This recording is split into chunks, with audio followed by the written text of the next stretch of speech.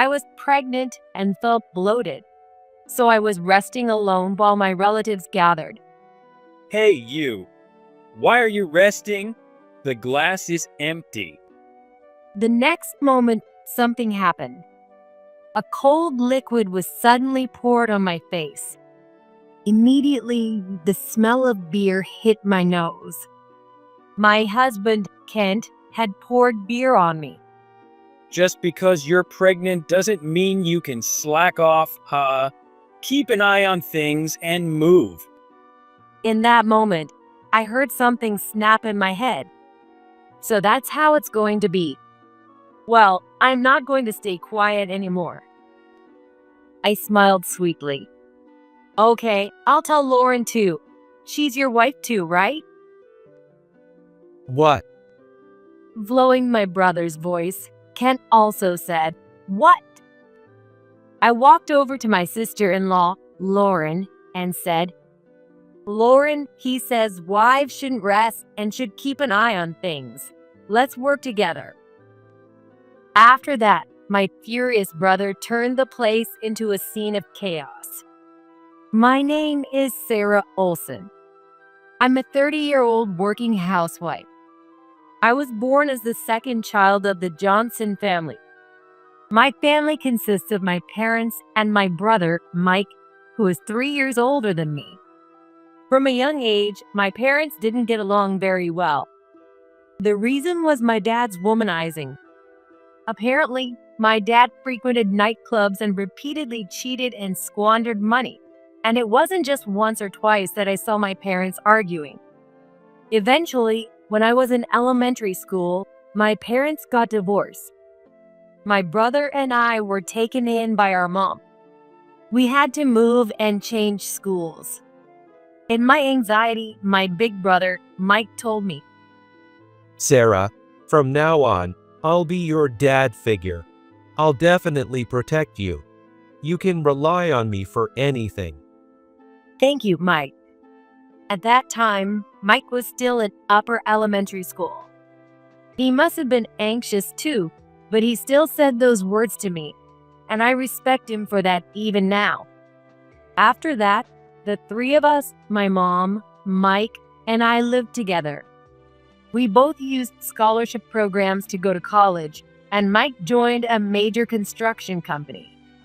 I also started working for the cosmetics company that I wanted.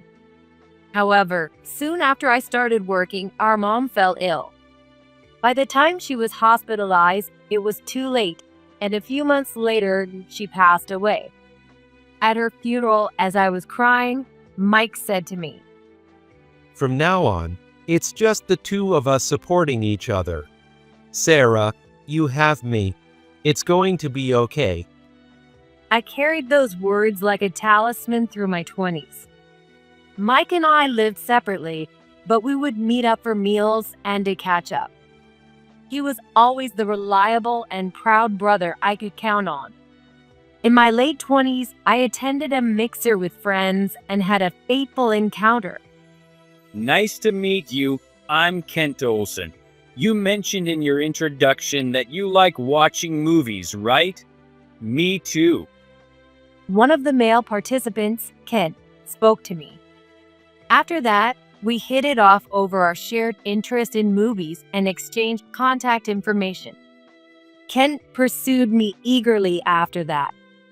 I didn't mind, and eventually we started dating. He worked at a company that his parents owned, dealing in construction materials. I'm planning to take over my parents' company while I'm still young. You might be lucky to date someone as promising as me. I remember Kent joking like that when we were dating. Anyway, Kent and I dated for nearly 2 years without any major issues. I liked his manly and cheerful personality, and I started thinking about a future with him. On my birthday during the second year of our relationship, Kent made a reservation at a fancier restaurant than usual, and near the end of the meal, he presented me with a ring and said, Sarah, will you marry me? Let's be happy together. I happily accepted the ring and said tearfully, Thank you, Kent. I'm so happy. I gazed at the ring in delight. At that moment, I was on top of the world. After that, we decided to visit each other's families to announce our engagement. Kent's parents had divorced long ago, and I heard only his dad, Ken, who was the president of the company, lived at his family home. When I first met Ken, he was a stout man with a commanding presence. When Ken introduced me and told Ken we were getting married, Ken said, Well, you want to get married?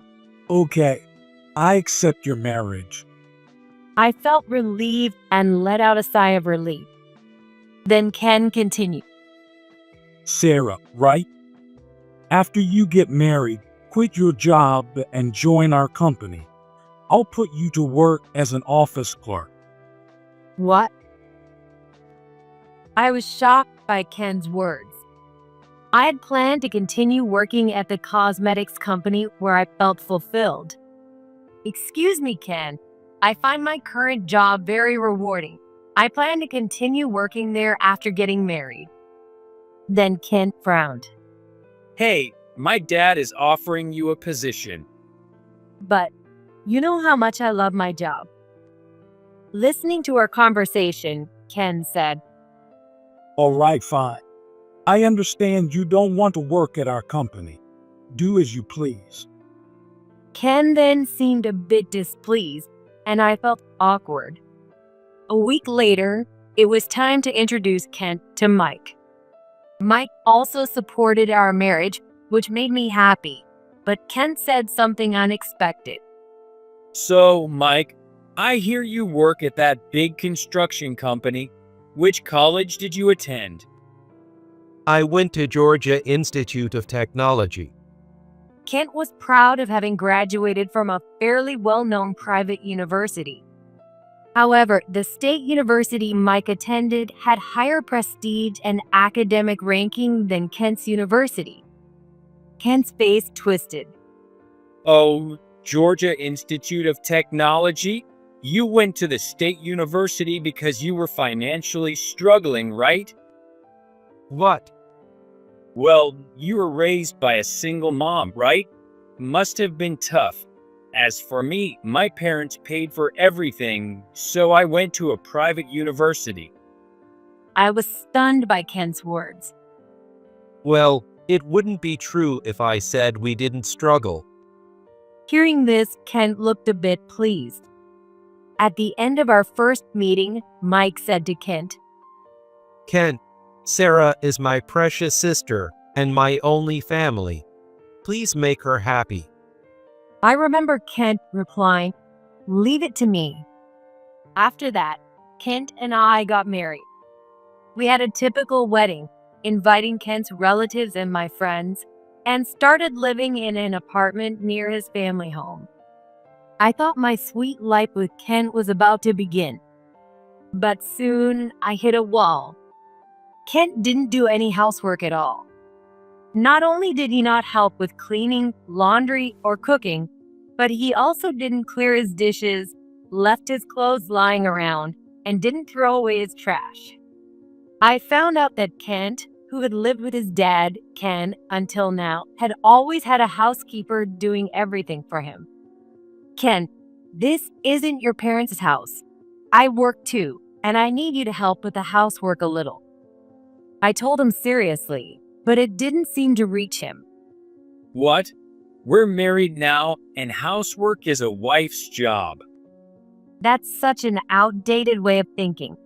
Anyway, you need to learn to do some housework. No way. I'm busy working every day as the future president. I'm not going to work at home too. When we were dating, he was kind and considerate. Maybe it's true what they say about not feeding the fish after catching it. Even after that, Kent didn't do any housework, and my burden only increased. About a year after we got married, I received a message from Mike saying he wanted to introduce me to his fiancée. I was surprised, because I didn't even know he was seeing someone. Anyway, it was definitely good news. On the appointed day, Kent and I went to the fancy restaurant Mike had booked. Sarah, this is Lauren, my fiancée. I'm planning to marry her. Then the woman next to Mike smiled at us. She was so cute and well-groomed that even I, as a woman, was momentarily taken aback. Nice to meet you. I'm Lauren Davis. When I looked at Kent next to me, he seemed to be captivated by Lauren as well. I heard that Mike and Lauren had met at a marriage matchmaking party. Is Sarah still working after marriage? Before I could answer, Kent replied, That's right. When we got married, my dad offered her a job at his company, but she's so stubborn. She still works at a cosmetics company. Wow, Kent, your family runs a company. That's amazing. Well, yeah. I'm the next president, you know. I quickly interrupted their conversation. Lauren, what do you do for work?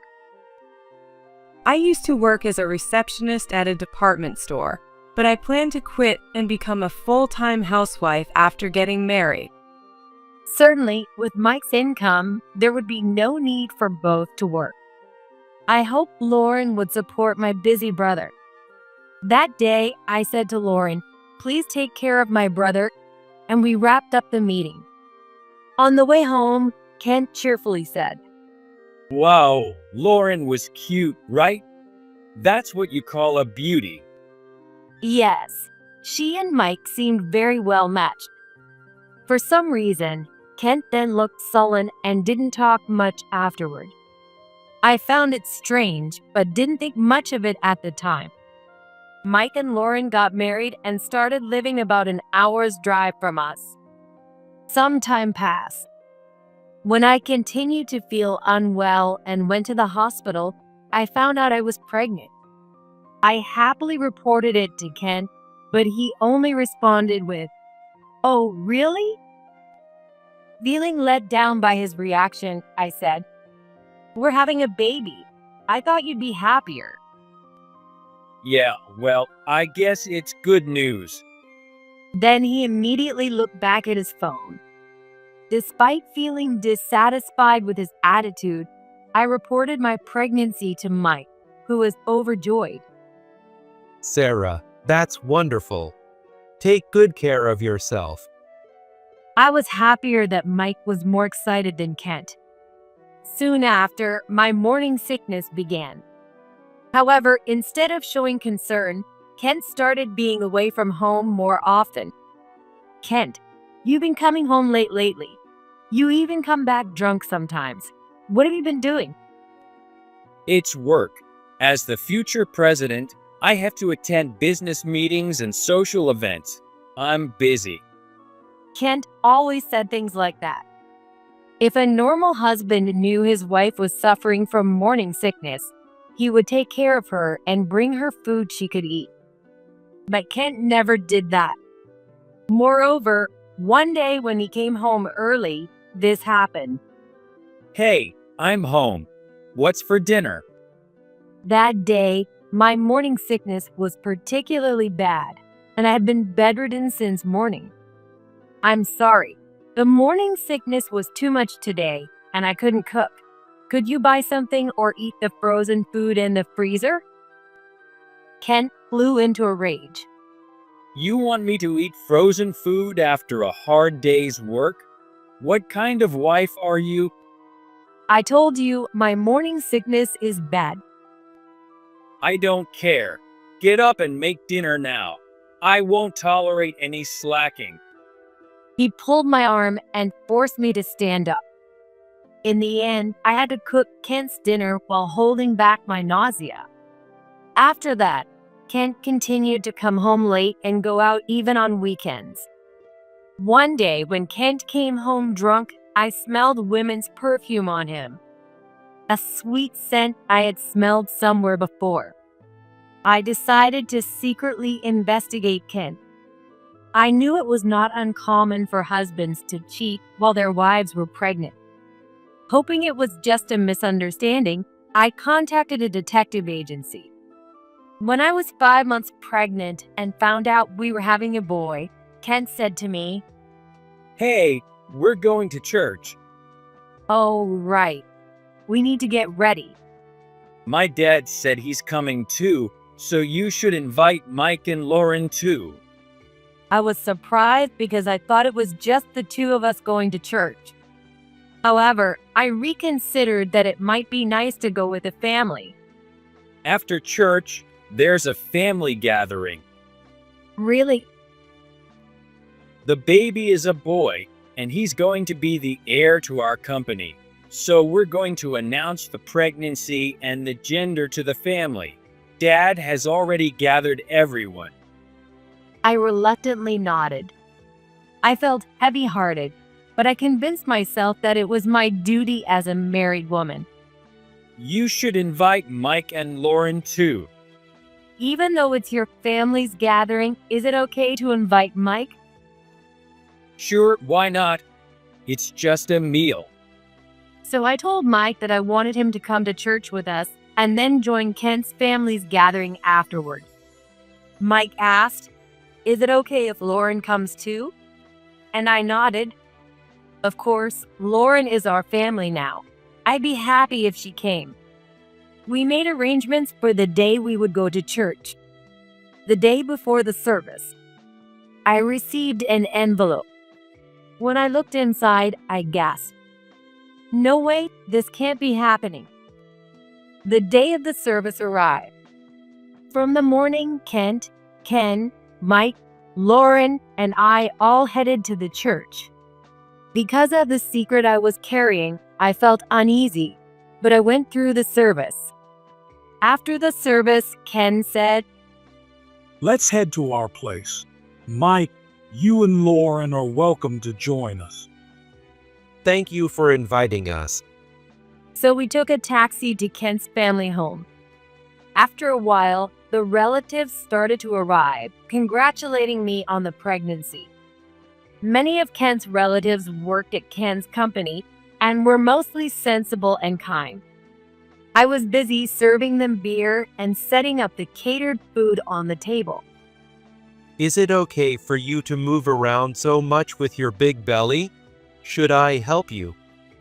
Mike asked me with his concern, but I smiled and said, "I'm fine." Soon, with Ken's toast, the family meal began.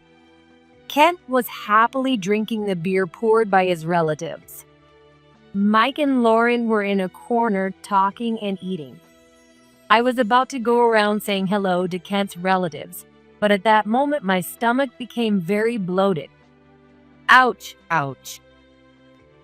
Whether it was the stress or the recent busy activity, my belly hurt. In such times, resting usually helped, so I sat down, rubbing my belly and trying to relax. Then Kent said to me, Hey, what are you resting for? The glasses are empty. and then, in the next moment, a cold liquid was suddenly poured on my face. Immediately, the smell of beer hit my nose. Ken had poured beer on me. Just because you're pregnant doesn't mean you can slack off. Keep an eye on things and move around. In that moment, I heard something snap in my head. So that's how it's going to be. Well, I'm not staying quiet anymore. Before I knew it, everyone in the family was watching us. Smiling sweetly, I said, "Okay, I'll tell Lauren too. She's your wife too, right? Ha ha." What? Following Mike's voice, Kent also said, "What?" The relatives around us seemed confused, not understanding what was going on. I walked briskly to where Mike and Lauren were sitting. I stood in front of Lauren. "Lauren, he says wives shouldn't rest and should keep an eye on things. Let's work together." Lauren looked at me with a blank expression. Mike had the same look. Hey, Sarah. What are you talking about? Lauren is Kent's wife. This doesn't make any sense. Mike seemed genuinely bewildered. At that moment, Kent hurried over. Mike and Lauren, I'm sorry. It seems she's confused. They say pregnancy can make you emotional, but maybe it's making her crazy. Kent grabbed my arm, but I shook him off. Maybe you're the one who's lost it. This woman is your wife, right? She should be helping out. Come on, Lauren, get up. I glared at Lauren as I spoke, and she said, Wait, Mike, your sister is acting strange. She's saying things that don't make any sense. It's insulting. Lauren moved closer to Mike, but Mike looked at my face and muttered, Sarah, you're serious, aren't you? Tell me what's going on. Recently, Ken has been coming home late. One day, I smelled women's perfume on him. It was the same scent you're wearing, Lauren. It made perfect sense why the scent seemed familiar. It was the same perfume Lauren wore on the day we first met. Then Lauren burst out laughing. How ridiculous, haha. You suspected Kent and me over just that. This perfume is sold everywhere. Kent joined in. That's right, Sarah. It's disrespectful to Lauren, and all the relatives are watching. Just stop it already. He grabbed my arm and tried to take me back to my seat. You know, I have proof. What? I went to get my bag and took out a brown envelope. I spilled its contents in front of Mike and Lauren. It was a bunch of photos. Photos of Kent and Lauren having meals together, getting close, and leaving a motel arm in arm. What is this? I watched Lauren's face turn pale as I spoke. Did you think I was accusing you based only on the smell of perfume? I hired a proper detective agency to investigate Kent. I didn't expect you to be the other woman, Lauren. Lauren's mouth opened and closed without a sound, so I continued. The investigation report also included your conversations. Kent, you said, Lauren is my wife. And Lauren, you were happy about it. So Lauren, you are his wife, right? Am I saying something wrong? Kent was crawling around, trying to gather the scattered photos. But Mike was staring at the photo he picked up, the one of Kent and Lauren leaving the motel. I received these results yesterday. At first, I wanted to stay quiet to avoid hurting you, Mike, and I hoped to break them up quietly. But when Kent poured beer on me and said those awful things, I couldn't forgive him. I'm sorry, Mike. I finally broke down and started crying on the spot. Of course, I couldn't forgive Kent and Lauren, but what hurt the most was deeply wounding my brother, who knew nothing about it. Then Mike stood up and put his hand on my head. Sarah, that must have been tough. Thank you for telling me. His voice was gentle, and I started crying even more. Mike then looked directly at Lauren and Kent. So, what's going on? Lauren, were you seeing him while I was away for work? Lauren looked panicked. No, Mike, it's a misunderstanding. What misunderstanding? These photos look real enough. Explain it properly. Well, just before Sarah got pregnant, I ran into Kent outside. He asked for my contact information, and we ended up going out for drinks. And then you cheated. Kent and Lauren were pale and silent. Kent, what the hell were you thinking? Having an affair with your wife's sister-in-law? When I accused Kent, he turned his face away awkwardly. Well, Lauren is prettier and cuter than you. She doesn't nag me about housework all the time like you do. What? It's only natural for me to be attracted to her. You're not even that pretty. Besides, I don't have any love left for you. I felt my face flush with anger. How can you say such things to your pregnant wife? Do you have any sense of responsibility as a father and husband? You're being completely irresponsible. A moment of silence followed, but Kent and Lauren glared at me. Then Kent let out a big sigh. All right, enough. This is such a hassle. So, what do you want by exposing all this in front of the family? What? Divorce? Fine by me. I don't care about the baby either, so let's get divorced. You're just going to shrug it off. When I said that, Kent laughed scornfully and looked at Mike. So, Mike, I'll be taking Lauren then. Son of a bitch. Kent pulled Lauren close in front of me and Mike. Hey, Lauren, how about it? You really become my wife. At first, Lauren looked surprised, but then she smirked. Yeah, I don't mind divorcing either, haha. Lauren, are you serious? Yes, I am. Well, even though you work for a big company, you're still just an employee. Kent, who will be a president someday, might be more suitable for me. While Mike and I stood in shock, Ken, who had been watching everything, spoke up. That sounds good. I also think you're better suited for Kent than this plain girl with no parents. I looked at Ken in shock. He was glaring at me with a hateful expression. You didn't take the job that I offered, and you're a poor excuse for a wife. Besides, as Kent said, Lauren is prettier. Kent and Lauren make a great couple.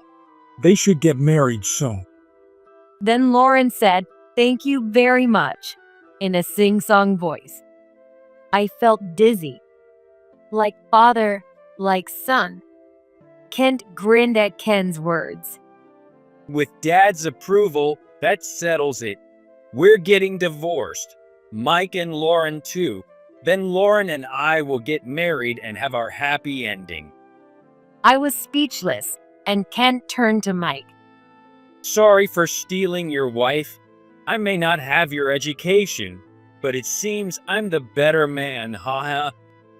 Kent wrapped his arm around Lauren's shoulders, and she leaned into him with a smug smile. To me, they looked like demons. When I looked at Mike, he was trembling, his head down, face hidden. Mike. He slowly raised his head and looked at Lauren. Lauren, I understand your decision. Knowing you cheated, we can't stay together. We're getting divorced. I already said that. I don't care about you anymore. Ken, you've insulted my precious sister Sarah quite a bit. I can't let that go. If you think everything will go smoothly now, you're mistaken. Ken's eyes widened at Mike's words, but then he smirked. What can a youngster like you do? As her brother, just take your loser sister and get out. Mike looked directly at Ken one last time. You had an affair with my wife and betrayed my sister and her unborn child. You will pay for this. What can you do, hahaha? It's humiliating to have your wife taken, so stop boasting. It's pathetic. Then Kent, Ken, and Lauren started laughing at us. Come on, you losers, get out. We're about to celebrate welcoming my new wife. Mike spoke to me briefly. Sarah, let's go. We don't need to stay with these people. That's right. Mike and I had left Kent's family house, leaving behind a buzzing Kent's relatives. As we walked side by side, Mike spoke to me. Sarah, is your belly okay? Are you feeling all right? I said, "Yeah, I'm good." But then I started crying again. I'm so frustrated. I'm so angry. He smiled warmly at me. This isn't over. We'll make them pay and drag them down to hell. I knew it. Despite his smile, Mike was seething with rage inside. We went into a diner at his suggestion. "Order anything you like," Mike said as I was choosing from the menu. He then left the table. It seemed like he was on a phone call with someone. When he returned, he smiled at me. Now, the real show begins. I didn't understand what he meant, so I just started eating the food that had been brought to us. A few minutes later, my phone started ringing loudly. The caller was Kent. Mike told me to ignore it, so I did, but it kept ringing over and over. Eventually, Mike took my phone and answered it. After ending the call, he said to me, "Sarah, we're going back to his house." "Really? But, Mike." "It's fine. Just come with me." We returned to Ken's house together. What greeted us was utter chaos. Shouts were flying around, and I could hear someone screaming in panic. When Mike and I arrived, everyone turned their attention to us. Ken shouted, Hey, our biggest client just said they're stopping all business with us. They mentioned your name. What's going on here? I looked at Mike, and he was smiling. "The big client? You mean Smith Industries?" Yes. Did you have a connection there? Mike nodded. "A friend from my university works at Smith Industries. When we talked recently, he mentioned he was in the procurement department and that they were doing business with Ken's company." Ken looked at Mike in shock. "But my friend said he wanted to stop doing business with Ken's company because the work was shoddy.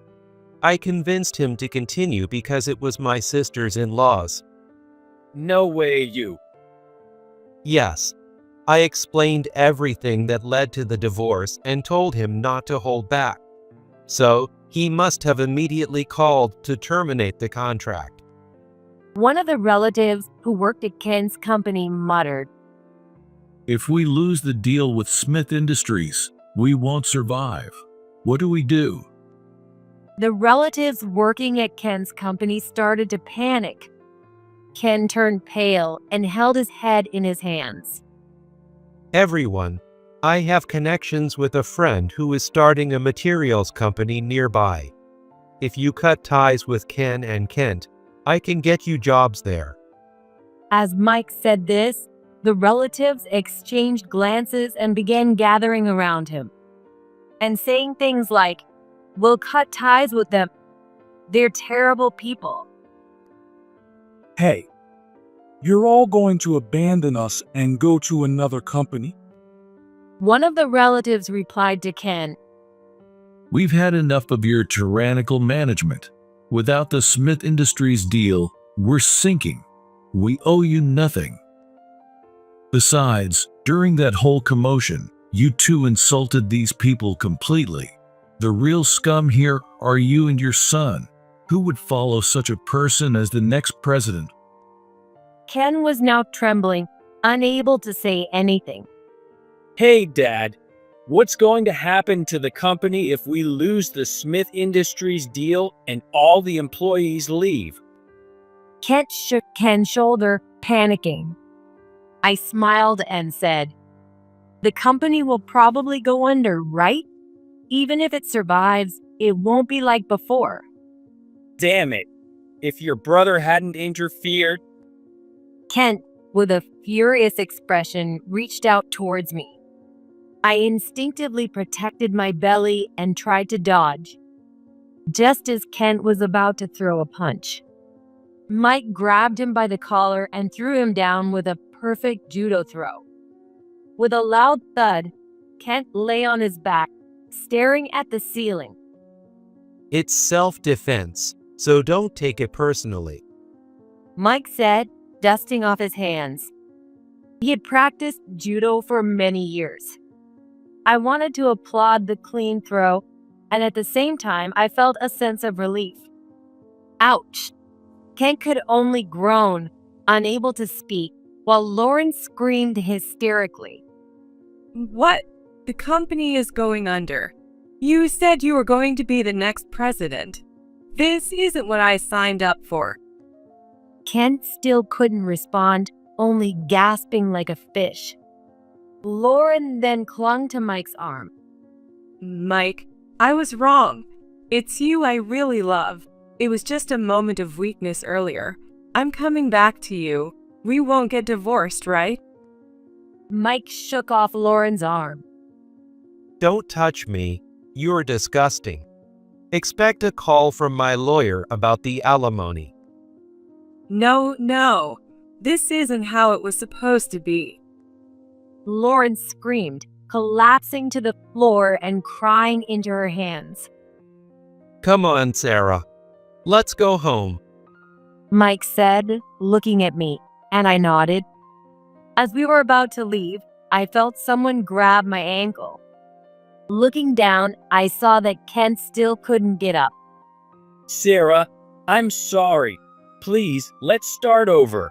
What will I do if I lose the family business? You work at a big company. You can take care of me. No way. I'll take good care of the baby too. So let's be a family again. Please, Sarah, forgive me. At that moment, I shouted at the top of my lungs. Don't be ridiculous. We're getting divorced. I'll be claiming alimony and child support, so you better pay up. I never want to see you again, you worthless man. Kent screamed and tried to chase after me, but the relatives held him back.